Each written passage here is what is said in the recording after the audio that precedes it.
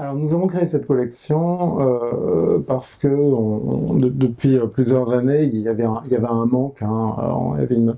recherche qui se faisait en archéologie à l'UCA et notamment un patrimoine archéologique qui était qui pouvait être valorisé à travers une collection comme celle-là, et on nous a proposé de le faire de façon relativement, on va dire, pérenne, c'est-à-dire avec l'établissement d'une véritable collection avec 2 numéros par an. Et évidemment, nous, c'est un projet qui s'intégrait complètement dans l'émission de presse.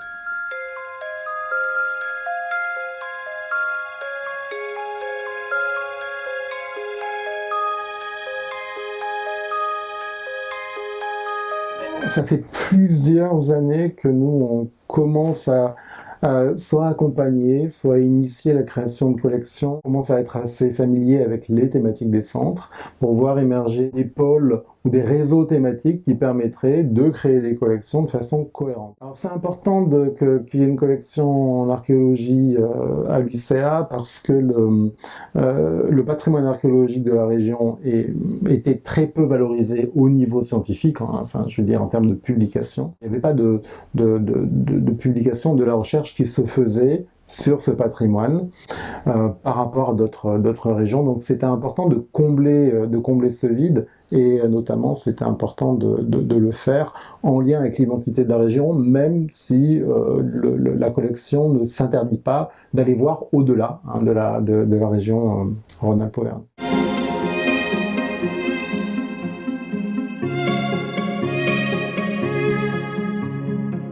Alors, la collection Terre à Terre a été l'occasion pour les presses de renforcer des partenariats avec des acteurs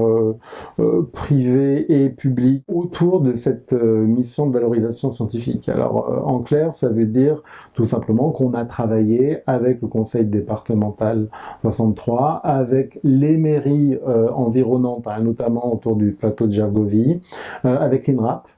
donc l'Institut de recherche d'archéologie préventive, pour d'une part financer le projet et d'autre part également le promouvoir. C'est-à-dire que c'est un projet qui est à la base un projet scientifique, mais dont la diffusion va au-delà, un petit peu au-delà du cercle restreint des archéologues. Donc on pense sans doute notamment à la diffusion, à la promotion de ces ouvrages dans des régions qui ont vocation à être intéressées par ces sujets-là. Alors l'intérêt de cette collection aussi, c'est de s'intégrer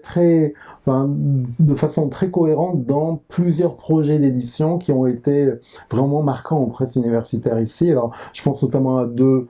projets, Éclat Arverne et puis l'Hôtel Dieu, qui sont des projets en lien avec le patrimoine régional. Et qui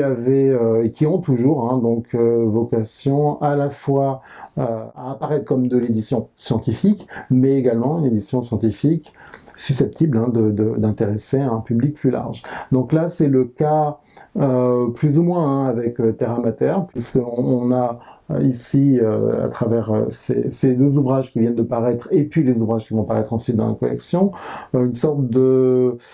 juste milieu entre la publication de résultats scientifiques, hein, résultats de fouilles, et également un travail de vulgarisation relative autour de ce que ces fouilles peuvent apporter en termes de connaissances pour le lecteur, ordinaire, hein, qui n'est pas spécialiste académique de ces questions.